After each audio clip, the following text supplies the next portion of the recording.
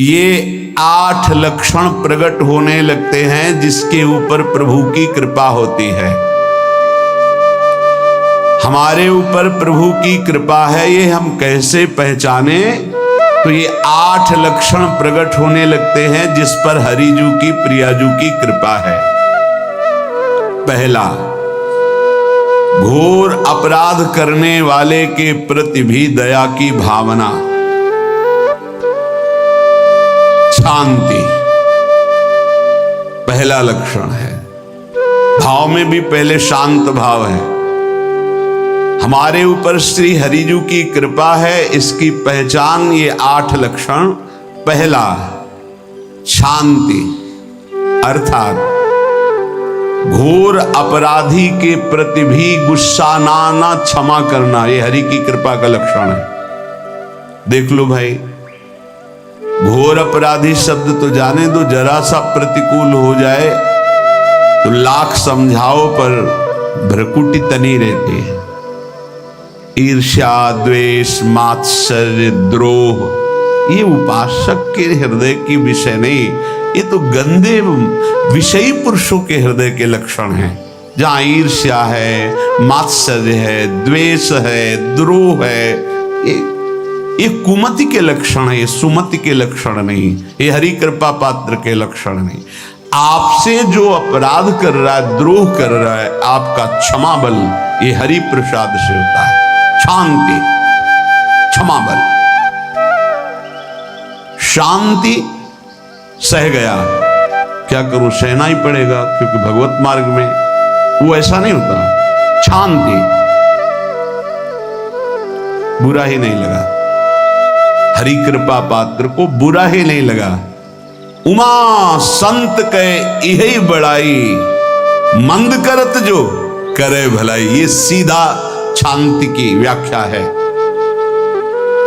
अपने यहां मंगल गान में, करत जे अनुसहन निंदक तिनहु पे अनुग्रह कियो, ये है हरि कृपा, ये है आचार्य कृपा, गुरु कृपा। अपराधी पर भी क्षमा का भाव होना, भला ऐसा है? अपराधी पर भी क्षमा का भाव होना, ये हरि कृपा पात्र में ही होगा, अन्य में नहीं। तो अगर अपने हृदय में ऐसा लगे कि ऐसा नहीं है तो हरिजू से प्रार्थना करनी चाहिए कि कृपा करो मेरे में सामर्थ्य आवे। दूसरा, अनुसूया, वो किसी भी के प्रति कभी भी कोई दोष दर्शन ही नहीं करेगा।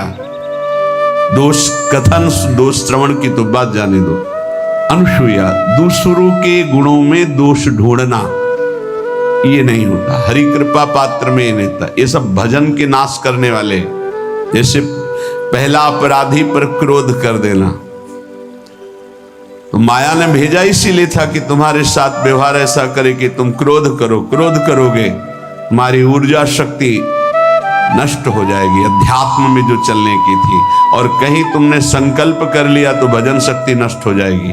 तो अगर भजन बल है तो गया, जरूर उसको दंड मिलेगा, पक्का मिलेगा, 100% मिलेगा, लेकिन आप खाली हो गए। ना भजन करने की वृत्ति रहेगी और ना भजन रहेगा, दोनों बात। अनुसूया, किसी के सद्गुणों में दोष देखना, गुणों में दोष ढूंढना, ये हरि कृपा पात्र में नहीं होता।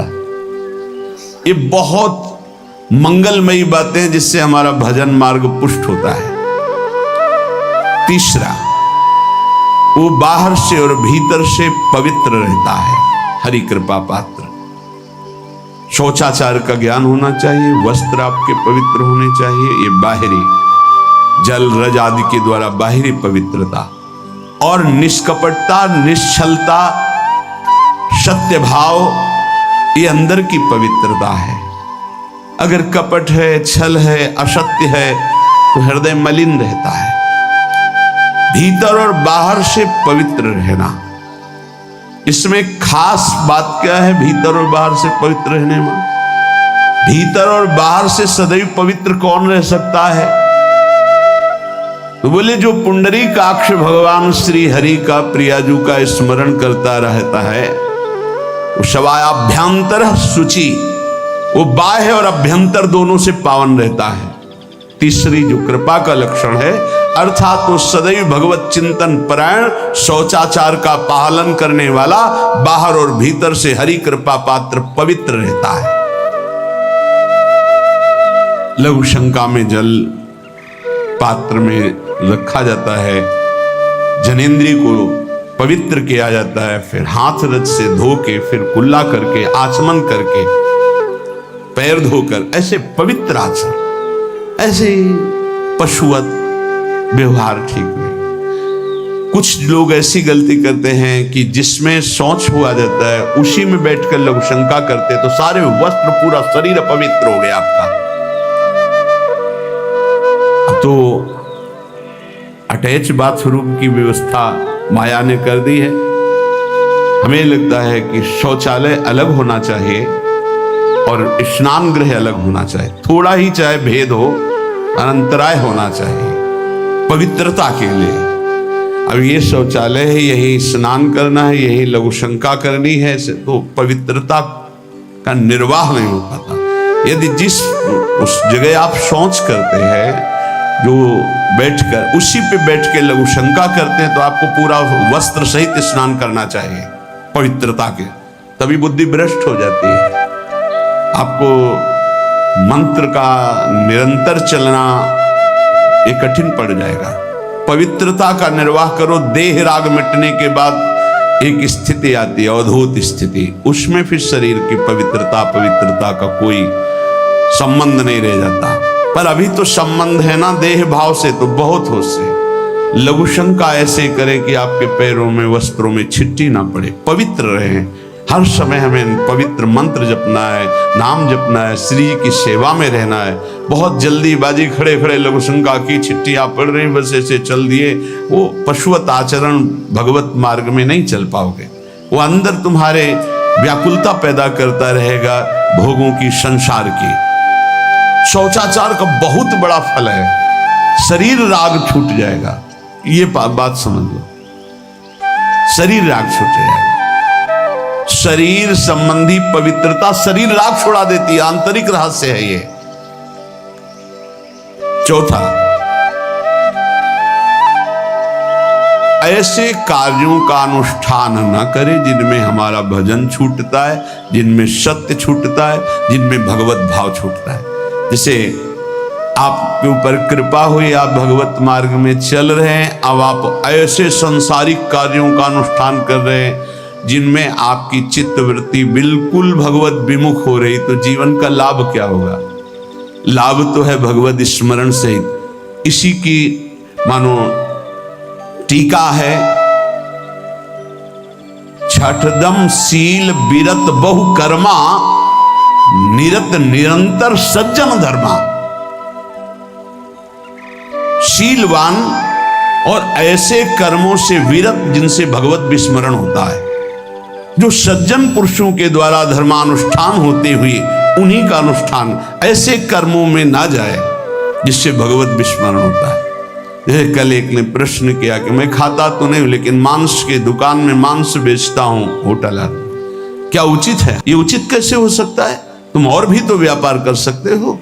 जरूरी है धर्म का पालन करने की इच्छा करते हो, धर्म आचरण करते हो, ऐसा नहीं। तो विरत बहु कर्मा, उन कर्मों से हमें विरत रहना है जो हमारे धर्म के विरुद्ध है, जो भजन के विरुद्ध है। हरि कृपा पात्र ऐसे कर्मों का अनुष्ठान कर ही नहीं सकता। और शारीरिक श्रम इतना जिससे हमारा भजन का तार ना टूटे। जब भजन का अभ्यास किया जाता है तो हर कार्य को सुचारू रूप से करते हुए एकाग्रता भजन में रखी जाती है। हम वो कार्य जल्दी से कर ही नहीं सकते जिसमें भजन छूट जाए और कार्य पूरा हो।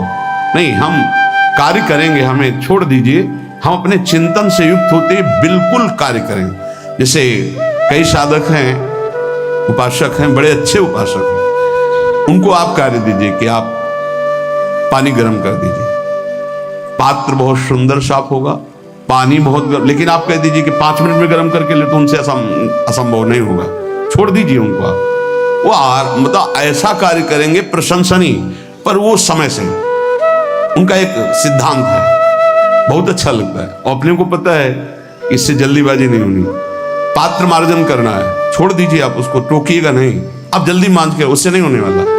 वो तनिक भी दोष नहीं रहने देगा पात्रों में, पर समय दीजिए, आराम आराम शुरू कर। हमें अच्छा लगता है। भगवत चिंतन परायण उपासक की यही वृत्ति होती है। पोछा लगाना है, बिल्कुल बढ़िया लगेगा, लेकिन आपको सर से घुमा दे वो ऐसा नहीं होगा। आप छोड़िए और जाइए, हटिए, और वो अपने ढंग से लगाएगा और एकदम क्लीन करके। यही उपासक का लक्षण होता है। जो कार्य करेगा सांगोपांग करेगा, पर वो बहुत मस्ती से होगा, क्योंकि उसका भगवत चिंतन चल रहा है। अधिक ऐसे जिससे हमारा चिंतन छूट जाए, थोड़ा संयम में आना चाहिए। ये भगवत कृपा पात्र का लक्षण है। अपने भजन का फल देखना, भगवत कृपा पात्र की सबको प्रदान कर देना। हिम्मत है। अपने भजन, इतनी मेहनत से किया हुआ भजन, भजन होने के बाद, हे प्रभु इस भजन का फल हो, सर्वे भवन्तु सुखिना सर्वे संतु निरामयः। यहां तो कहते महाराज, एक माला रोज आपके लिए करता हूं कि आपकी बीमारी ठीक रहे, तो शेष किसके लिए करते हो प्रभु? शेष अगर इष्ट और गुरु के लिए तुम्हारा है कि एक माला करते, तो फिर इतनी माला करते तो हमें क्या होगा? सब आपको दे देंगे तो हमें क्या होगा? तभी भजन का रहस्य नहीं जाना। सबके मंगल के लिए अपने भजन को समर्पित कर देना। देखो भाई भजनानंदी, भजन में अरुचि होने लगेगी? नहीं होने लगेगी। सुबह से शाम तक पसीना चुआए हम और भजन का फल दे दे सबको, तो इसका रहस्य बताते हैं। सबको जे भी कहा सर्वे भवन्तु सुखिना, तो सर्वत्र विराजमान भगवान वही पलटकर अनंत रूपों में आपके ऊपर बरस पड़ेंगे। ये आंतरिक रहस्य है। हमने जो भजन किया वो एक सीमा में था, जब हमने संपूर्ण विश्व को दे दिया तो असीम बनकर वापस हुआ। ये भाव न समझ में, अगर ये भाव न कहे तो एकदम लगे हम अपना भजन क्यों दे दे सबको। उस सर्वात्मा में विराजमान जो हमारा प्रभु है उसी को समर्पित कर। सर्वे भवन्तु सुखिना, तो वो सब पलटकर सब जगह से वापस आया, सबका आशीर्वाद आया और वो महान बनता चला गया। ये लाभ है, आंतरिक लाभ है। अगर तुम्हारा भाव ऐसा न बनता हो तो आप प्रभु को तो अर्पित करते ही है ना, तो वही प्रभु सब में विराजमान है। ऐसा भाव करके सर्वात्म स्वरूप भगवान को हमारा भजन समर्पित है। सब रूपों में प्रभु विराजमान है। ये हरि कृपा पात्र का लक्षण चल रहा है। और छठवां, अपने भजन से अपने लिए कुछ भी ना चाहना और दूसरों की तो बात जाने दो। दूसरों से कुछ ना चाहना ये तो ठीक है, अपने भजन से अपने लिए कुछ ना चाहना है हिम्मत। देखो ये हरि कृपा पात्र में हिम्मत होती है। अपना भजन अपने प्रयोग में ना लाना, इसका भी आंतरिक रहस्य है। अपने प्रयोग में आप शरीर को लेकर के बोलेंगे, अगर स्वरूप को लेकर तो प्रयोग की कोई वहां जरूरत ही नहीं। स्वरूप पूर्ण काम है, वहां कोई अभाव नहीं। जब आप कोई भाव अपने लिए करेंगे तो देह भाव होगा। देह भाव से किसी विषय की मांग होगी। विषय पूर्ति भजन का फल नहीं होता, भजन का फल होता विषय निवृत्ति। बहुत जोर की बात है, कैसे समझ में? अपने भजन का भी फल अपने लिए नहीं, दूसरों से कुछ चाह रखना तो बात ही जाने दो। भजन से भी कोई अन्य सुख की चाह नहीं हुई। क्या चाहिए? भजन ही बनता रहे, भजन का फल भजन बनता रहे, खूब निरंतर जप करते रहे। सातवां, किसी भी मान सम्मान कीर्ति पद प्रतिष्ठा के मिलने पर हृदय का असंतुष्ट हो जाना, यह हरि कृपा पात्र का लक्षण होता है। प्रणाम नमस्कार जय हो तो हृदय में असंतुष्ट हो जाना चाहिए। कोई किंचन मात्र अभिमान न उदय हो जाए। प्रभु बचाओ, ये माया की चकाचौंध से बचा लो नाथ। कौन सा अपराध बन गया कि आपकी जय की जगह यहां हमको ऐसा सुनना पड़े। जैसे एक बार महापुरुष जन कह रहे थे कि जब गुरुजन बड़ाई करने लगे सामने शिष्य की, तो उसको ग्रीवा झुका लेनी चाहिए और पश्चाताप करना चाहिए कि कोई गलती हो गई, आज हमारे गुरुजी ने हमारी बड़ाई कैसे कर दी। इसका मतलब कोई दोष बन गया, कोई गलती हो गई, और प्रार्थना करना चाहिए कि क्षमा कीजिएगा महाराज, अगर कोई गलती हो तो दंड दीजिएगा, लेकिन ये दंड मत दीजिएगा कि आप हमारी प्रशंसा कर रहे। भगवान, इससे बड़ा और कोई दंड नहीं, ऐसा महसूस होना चाहिए। सम्मानम कलयाति घोर गरलम, ये हरि कृपा पात्र का लक्षण है। नीचापमानम सुधा, नीच पुरुषों द्वारा किया हुआ अपमान अमृत के समान लगे और सम्मान विष के समान लगे। मान प्रतिष्ठा कीर्ति जिसके लिए बड़े बड़े लालायित रहते, हरि कृपा पात्र को विष की तरह चुभती है। और 8वां, किसी भी प्राणी समुदाय से संबंध ना रखते हुए सब पर दया की भावना, सब पर कृपा की भावना, सब पर करुणा मैत्री, पर किसी से ममता नहीं। ये सूत्र बहुत व्यवहार में प्रयोग करने योग्य है। सबसे करुणा और मैत्री, पर किसी से ममता नहीं। करुणा तो करी भरत जी ने, मैत्री भी की मृग से, पर ममता रहित नहीं रहे। ममता कर ली तो अगला जन्म हिरण का हो गया। ममता नहीं रखी। निर्ममो निरहंकारा, करुणा मैत्री तो करनी है, जैसे इसमें आदेश है, गीता में जी आदेश है, अद्वेष्टा सर्वभूतान मैत्र करुण एवच, पर निर्ममो निरहंकारा, ये साधक की चतुरता है। प्राणी मात्र पर दया कृपा करुणा मैत्री, पर ममता नहीं। ममता किसी से, और यहां करुणा मैत्री ये तो गायब हो गई, केवल ममता रह गई है।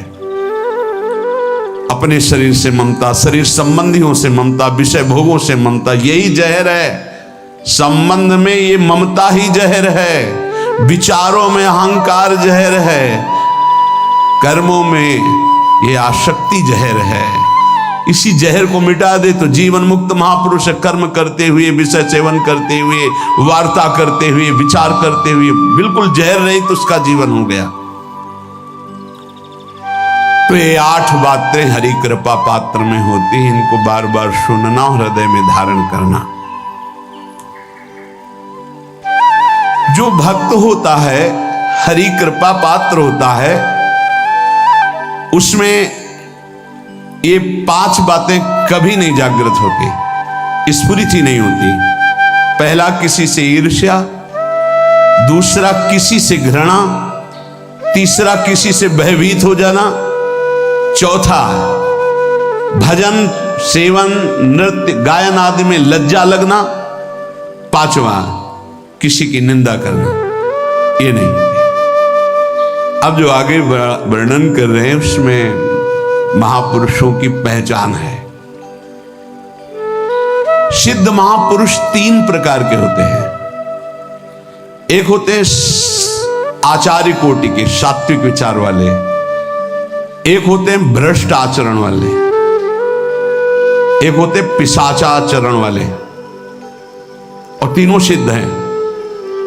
बहुत बड़े महापुरुष पूज्यपाद उड़िया बाबा जी हैं, वही रहस्य का प्रकाश कर सकते थे, अन्यथा बिना ब्रह्मबोध महापुरुष के ऐसा नहीं। तीनों सिद्ध हैं, तीनों भगवत प्राप्त है।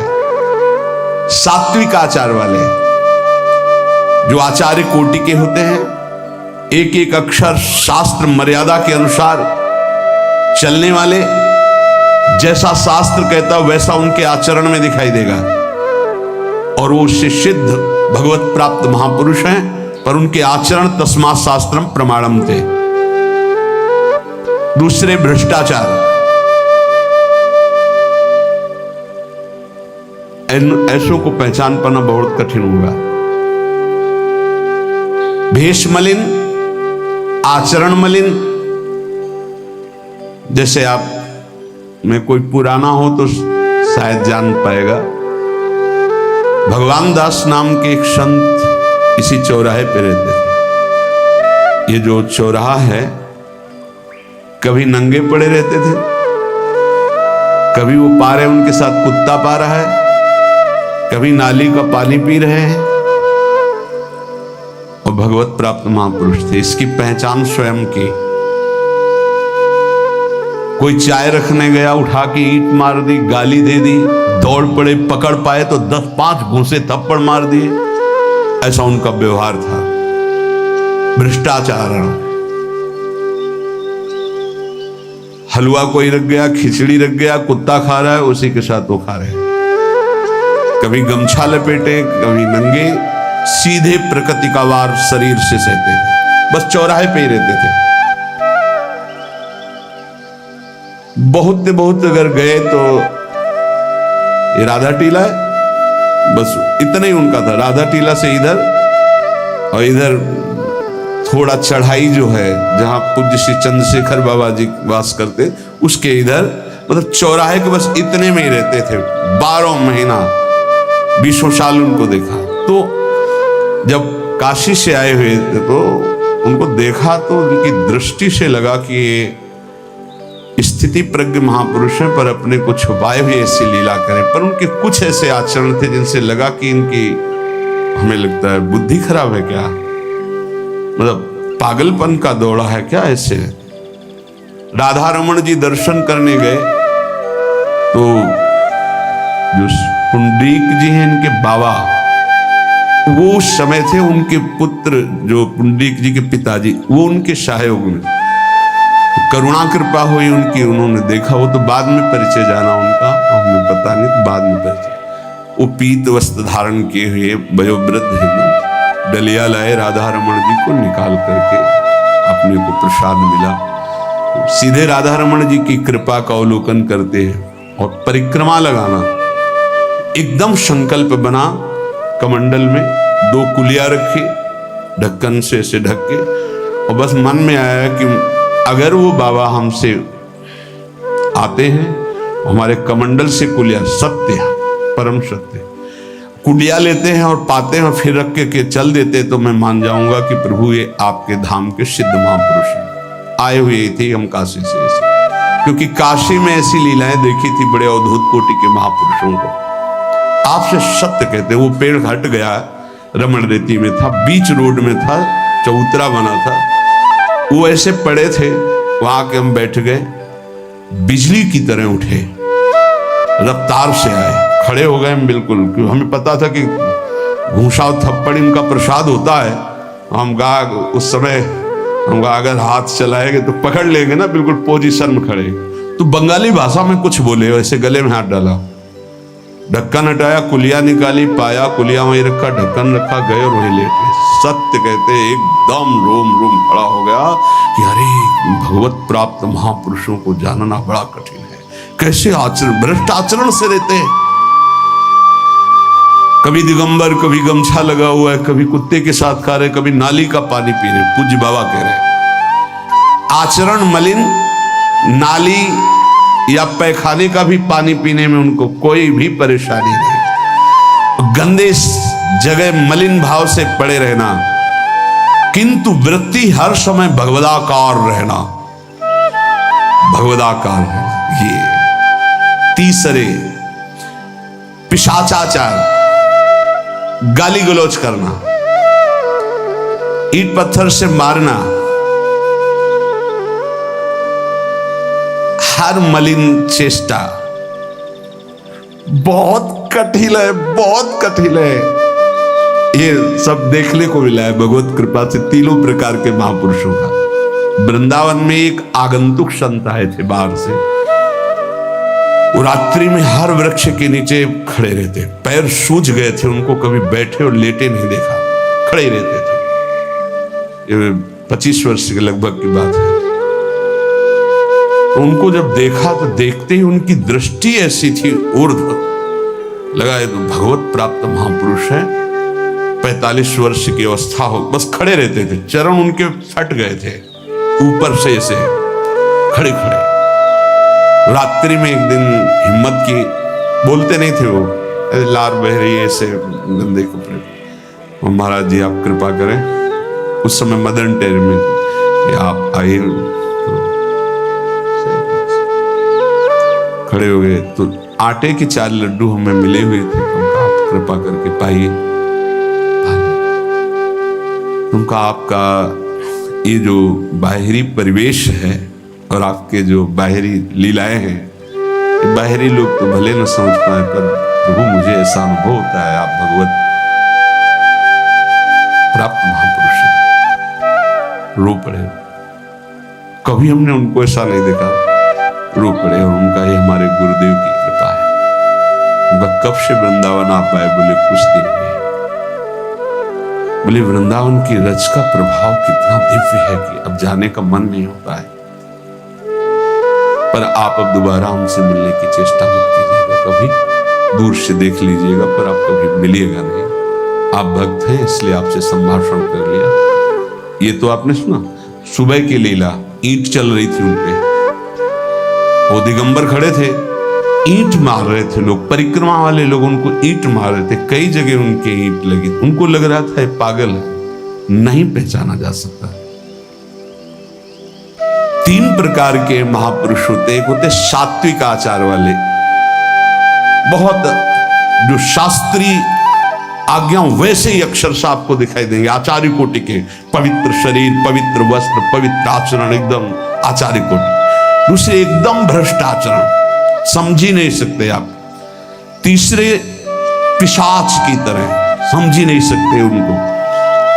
अब लाभ होता है केवल पहले वाले से, सात्विक, तस्मात् शास्त्रम प्रमाणम पे, इससे जनता का लाभ होता है।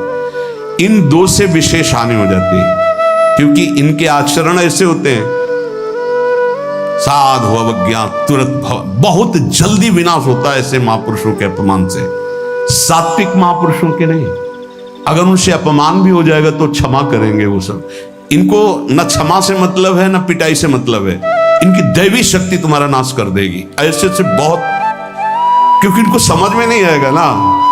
काशी में भी देखा, कुल्हड़ चल रहे हैं सब, और ब्रह्माकार वृत्ति, लोग समझ नहीं पा रहे हैं, चाहे कि कुल्हड़ जमा है, मार रहे हैं उनके ऊपर।